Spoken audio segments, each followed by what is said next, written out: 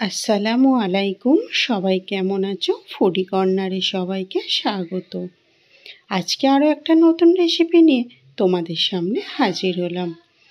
সকাল হলেই আমাদের মাথার মধ্যে চিন্তা এসে যায় যে জলখাবারে কী বানাবো বা নাস্তায় কী বানাবো। তাই আজকে একটা নতুন নাস্তা রেসিপি তোমাদের সঙ্গে শেয়ার করলাম। খুবই চটজলদি আর খুবই হেলদি একটা নাস্তা কিভাবে খুব কম উপকরণে বানিয়ে ফেলা যায় সেই রেসিপিটা আজকে তোমাদের সঙ্গে শেয়ার করব। বাচ্চাদের টিফিনে বা নাস্তা হিসাবে বা বিকালের নাস্তায় এই রেসিপিটা বানিয়ে দিলে সবাই কিন্তু চেটে পুচে খেয়ে ফেলবে। আর বাচ্চাদের টিফিনে একবার বানিয়ে দিলে তারা কিন্তু এই টিফিনটাই বারবার অনুরোধ করবে বানানোর জন্য। তো কোনো কিছু কথা না বাড়িয়ে চলে যাব মূল রেসিপিতে। আর কোথাও কিন্তু স্কিপ করলে তোমরা বুঝতে পারবে না রেসিপিটা কিভাবে বানালাম।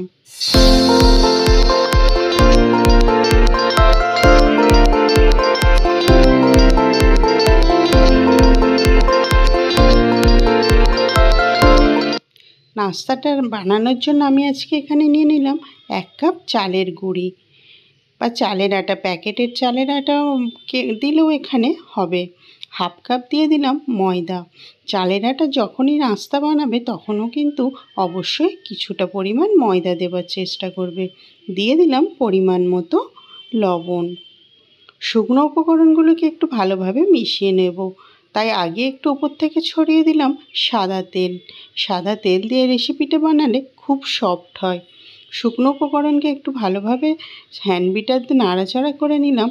তারপর এর মধ্যে দিয়ে দিলাম কেটে রাখা ধনেপাতা কুচি। এতে কিন্তু নাস্তার স্বাদটা অনেক গুণে বাড়িয়ে দিয়ে দিলাম কিছুটা পরিমাণে চিলি ফ্লেক্স। এখানে চিলি ফ্লেক্স না থাকলে কাঁচা লঙ্কাও অ্যাড করতে পারো। নর্মাল জল দিয়ে সামান্য জল দিয়ে একটা ব্যাটার রেডি করে ফেলবো। ব্যাটারটা কিন্তু খুব পাতলা করা যাবে না, তাই কম জল দিয়ে ব্যাটারটা রেডি করতে হবে। 2 থেকে 3 মিনিট এইভাবে অনবরত কিন্তু ব্যাটারটাকে নাড়িয়ে যেতে হবে, তাহলে ব্যাটারের থিকনেসটা খুব সুন্দর আসে। এবার এটা চাপা দিয়ে রেখে দেবো 5 থেকে 7 মিনিটের মতো। ওদিকে গ্যাসে কড়াই বসিয়ে দিয়ে দিলাম কিছুটা পরিমাণে সাদা তেল। নাস্তার পুরটা রেডি করার জন্য আমি আজকে সাদা তেল ব্যবহার করলাম। ফোড়নে দিয়ে দিলাম কিছুটা পরিমাণে গোটা জিরে। জিরেটা তেলের সঙ্গে একটু ভালো করে মিশিয়ে নিতে হবে 30 থেকে 40 সেকেন্ডের মতো। হালকা স্মেল বার হলে এর মধ্যে দিয়ে দিলাম কেটে রাখা পেঁয়াজ কুচি। পেঁয়াজগুলোকে আমি ঠিক এইভাবে কেটে নিয়েছি। আর এই নাস্তাটা বানাতে গেলে পেঁয়াজগুলোকে কিন্তু এইভাবেই কেটে নিতে হবে। তেলের মধ্যে 1 থেকে 1.5 মিনিট পেঁয়াজটাকে অনবরত ভেজে নিতে হবে। খুব লাল করে কিন্তু এখানে আমি পেঁয়াজটাকে ভাজতে যাব না, হালকা লাল করে ভাজবো 1 মিনিটের মতো। পেঁয়াজটা প্রায় 1 মিনিট ভাজা হয়ে গেছে। এর মধ্যে এবার দেখো কেটে রেখেছি আমি ক্যাপসিকাম কুচি, গাজর কুচি আর নিয়েছি টমেটো, কাঁচা লঙ্কা, আদা কুচি। সমস্তগুলো একসঙ্গে দেব না, প্রথমে দিয়ে দিলাম গাজরটাকে। যেহেতু গাজরটা একটু সিদ্ধ হতে টাইম নেয় তাই গাজরটাকে একটু আগেই দিয়ে দিলাম। দিয়ে কিন্তু কোনো রকম না কিছু মশলা দিয়েই ভাজতে হবে 1 মিনিটের মতো। গাজরটা যখন হালকা কালার চেঞ্জ হয়ে যাবে তখন এর মধ্যে দিয়ে দেব কেটে রাখা লঙ্কা কুচি আর দিয়ে দিলাম গ্রেট করা আদা কুচি। আদাটাকে কিন্তু পেস্ট করিনি, আমি এখানে গ্রেট করে নিয়েছি।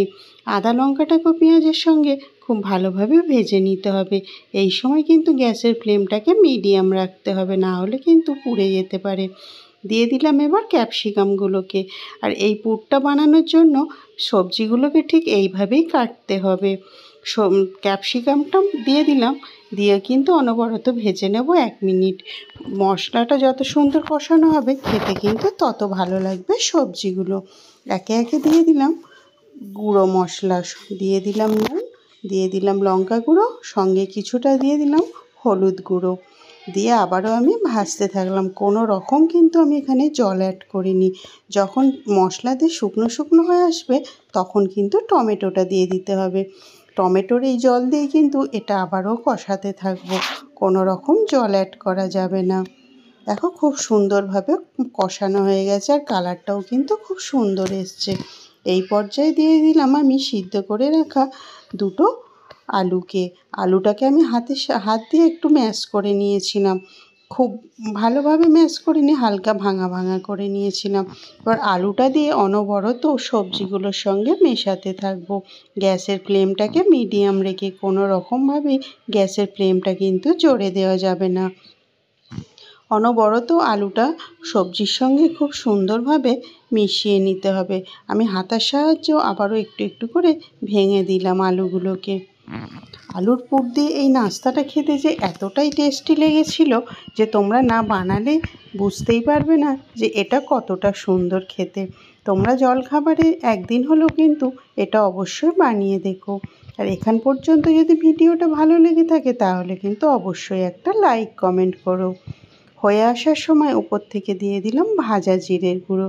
ভাজা জিরের গুঁড়োর গন্ধটা কিন্তু পুরের মধ্যে বেশ জমে যাবে। আর কিন্তু বেশিক্ষণ ভাজতে লাগবে না।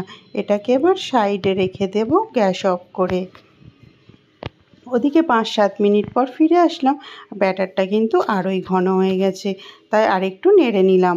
সঙ্গে দিয়ে দিলাম 1/2 চামচেরও কম বেকিং পাউডার। বেকিং পাউডারটা কিন্তু আগে কিছুতেই দেওয়া যাবে না। ব্যাটারটা রেডি করার সময় তখনই বেকিং পাউডারটা দিতে হবে। ওপর থেকে এবারে আমি এরকম একটা কড়াই নিয়ে নিয়েছি, আর কড়াইটাকে আমি সুন্দরভাবে তেল ব্রাশ করে নিচ্ছি। চামচের সাহায্যে আমি সামান্য একটু একটু করে ব্যাটার কড়াইয়ের মধ্যে প্রথমে দিয়ে দেব। ঠিক আমি যেভাবে দিচ্ছি এইভাবেই কিন্তু দিতে হবে। আর এই রকম কড়া যদি না থাকে তাহলে কিন্তু ছোট ছোট বাটি নিয়েও তোমরা করতে পারো। আলুর পুরগুলোকে হাতের সাহায্যে গোল গোল করে আবার মাঝখান থেকে এইভাবে চ্যাপ্টা করে এর মধ্যে আমি চেপে চেপে বসিয়ে দিচ্ছি। এই রেসিপিটা আমার কাছে একদম নতুন। আর তোমাদেরও যদি ভালো লেগে থাকে তোমরাও কিন্তু বাড়িতে একবার বানিয়ে দেখতে পারো। বাচ্চারা কিন্তু খেতে খুবই পছন্দ করবে। আর ওপর থেকেও আবার দিয়ে দিলাম ব্যাটারগুলো, যাতে আলুর পুরটা ঢাকা পড়ে যায়। এইভাবে কিন্তু সবগুলো নাস্তা আমি এইভাবে রেডি করে ফেলবো। 1/2 চামচের মতো করে প্রথমে দিয়ে দিতে হবে, তারপরে আলুর পুরগুলো এর মধ্যে বসিয়ে দিয়ে ওপর থেকে আবারও ব্যাটার দিয়ে দিতে হবে। ঠিক আমি যেভাবে করছি এইভাবে কিন্তু তোমরা ছোট ছোট বাটি নিয়েও বানিয়ে ফেলতে পারো। খেতে কিন্তু একই হবে, স্বাদের কিন্তু কোনো হেরফের হবে না। সবগুলো নাস্তা এইভাবে রেডি করে ফেলতে হবে। আর এটাকে কিন্তু চাপা দিয়ে 3 থেকে 4 মিনিটের মতো লো ফ্লেমে রেখে বানিয়ে ফেলতে হবে। গ্যাসটা কিন্তু একেবারে লো করে দিতে হবে, না হলে কিন্তু তলাটা পুড়ে যেতে পারে। সবগুলো নাস্তা আমি এইভাবে দিয়ে দেব। আর যদি তোমরা বাটিতে বানিয়ে করো বা অন্য কিছুতে করো তাহলে কিন্তু ব্যাটারটা অর্ধেকটা দিয়ে মাঝখানে আলুর পুর দিয়ে আবারও ওপর দিয়ে ব্যাটারটা দিয়ে দিতে পারো। সেমভাবেও কিন্তু চালের আটা বা ময়দা না দিয়েও সুজিতেও বানিয়ে ফেলা যায়। ওপর থেকে তেল দেওয়ার চেষ্টা করছিলাম কিন্তু কাঁচা বলে আমি চাপা দিয়ে এখানে এটাকে করে নেব 2 থেকে 3 মিনিটের মতো। এবারে কিন্তু ওপরটা খুব সুন্দরভাবে কালার চলে এসছে। আর ওপর থেকেও আমি আবারও তেল ব্রাশ করে দিলাম। খুব বেশি তেলেরও প্রয়োজন হয় না, আর খুবই হেলদি একটা রেসিপি আজ তোমাদের সঙ্গে শেয়ার করলাম। কমেন্ট বক্সে জানাতে ভুলো না যে আজকের রেসিপিটা তোমাদের কেমন লেগেছে। আপনা হতেই দেখো ছেড়ে যাচ্ছে আর কত সুন্দরভাবে উল্টানো যাচ্ছে। একটু চাপা দিয়ে সময় ধরে নাস্তাটা বানিয়ে ফেললে তাহলে কিন্তু এগুলো উল্টাতে কোনো অসুবিধা হবে না। আমি এই রকম একটা ছুরির সাহায্যে এগুলোকে উল্টে নিচ্ছি। তোমরা চাইলে কিন্তু কাঁটা চামচ দিয়েও এই কাজটা করে নিতে পারো। আবারও ওপর পিঠটা কিন্তু চাপা দিয়ে 1 মিনিটের মতো ভেজে নিতে হবে, তাহলে কিন্তু দুদিকটাই খুব সুন্দর ক্রিস্পি রেডি হয়ে যাবে। আবারও চাপা দিয়ে দিলাম, ফিরে আসলাম 1 মিনিট পর। এবারে কিন্তু আর কোনো কিছুই করতে হবে না, জাস্ট হাত দিয়ে তুলে নিলেও হবে। এইভাবে কিন্তু সবগুলো পিঠে রেডি করে ফেলতে হবে। এর আগেও আমি সুজি দিয়ে নারকেলের পুর দিয়ে এরকম একটা রেসিপি বানিয়ে দেখিয়েছি। তোমাদের যদি ইচ্ছা হয় তাহলে ভিডিওটা দেখে নিতে পারো। আবারও সামান্য তেল দিয়ে দিলাম, দিয়ে সেম প্রসেস ফলো করে ব্যাটারগুলো দিয়ে দিলাম। আর ব্যাটারগুলো দেওয়ার আগে অবশ্যই কিন্তু চামচ দিয়ে নাড়িয়ে নিতে হবে। আর ধনেপাতা দেওয়ার জন্য এই নাস্তাটা খেতে কিন্তু খুবই ভালো লাগবে। খুবই টেস্টি আর হেলদি নাস্তা আজকে তোমাদের সঙ্গে শেয়ার করলাম। কেমন লেগেছে তোমরা কিন্তু কমেন্ট বক্সে জানাও। আর তোমরা যদি ভিডিওটা নতুন দেখে থাকো বা প্রথম দেখে থাকো তাহলে কিন্তু চ্যানেলটিকে অবশ্যই সাবস্ক্রাইব করার অনুরোধ রইল। আর পাশের বেল আইকনটা অন করতে যেন ভুলো না, তাহলে কিন্তু ভিডিও দেওয়ার সঙ্গে সঙ্গে তোমাদের কাছে নোটিফিকেশান পৌঁছে যাবে। আর তোমাদের লাইক কমেন্ট শেয়ার আমার কিন্তু ভিডিও বানানোর আগ্রহটা অনেকটাই বাড়িয়ে দেয়, তাই তোমরা লাইক কমেন্ট করতে কিন্তু ভুলো না। সবগুলো নাস্তা আমি আবারও এইভাবে রেডি করে ফেলেছি। আর দেখো ওপর পিসটা হয়ে যাওয়ার পরে আমি আবারও উল্টে দিচ্ছি সেমভাবে। এইভাবে 1 মিনিট রেখে আবারও এইগুলো তুলে নিতে হবে। এতটাই সুন্দর আর এতটাই টেস্টি এই নাস্তাটা যে একবার বানালে বারবার মন চাইবে এই নাস্তাটা খাবার।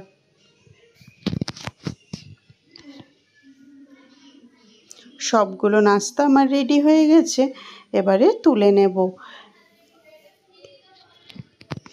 কাজটা কিন্তু খুব আস্তে আস্তে করতে হবে, হাত না কোনো রকমভাবেই পুড়ে যায়। অন্যদিকে আবার আমি আরেকটা কড়াই নিয়ে নিয়েছি। কড়াইতে আবার দিয়ে দিলাম সামান্য সাদা তেল, দিয়ে দিলাম ফোড়নের জন্য একটা শুকনো লঙ্কা, কিছুটা পরিমাণে দিয়ে দিলাম গোটা জিরে, আর সঙ্গে দিয়ে দিলাম 1 চামচের মতো সর্ষে। এই 3টে উপকরণকে তেলেতে খুব সুন্দরভাবে প্রথমে ভেজে নিতে হবে। তারপরে একটা সুন্দর কালার আসার জন্য ওপর থেকে আমি দিয়ে দিলাম 1/2 চামচের মতো কাশ্মীরি লঙ্কার গুঁড়ো। নাস্তাটা ওখান পর্যন্ত রেখেও তোমরা খেতে পারো, কিন্তু আরও স্বাদটা বাড়ানোর জন্য এইভাবে বানিয়ে দিলে আরও কিন্তু খেতে ভালো লাগবে। এখানে যদি তোমাদের কাছে কারি পাতা থাকে তাহলে কিন্তু অবশ্যই কারি পাতাটা দিও। কারি পাতার গন্ধ এই নাস্তাটাতে খুব ভালো লাগে খেতে। তো এইভাবে আমি পিঠেগুলো 1 মিনিটের মতো এই তেলের ওপরে ভেজে নেব। নাস্তাটা এইভাবে যদি বানিয়ে পরিবেশন করা যায় তাহলে কিন্তু সবাই খেয়ে ফেলবে।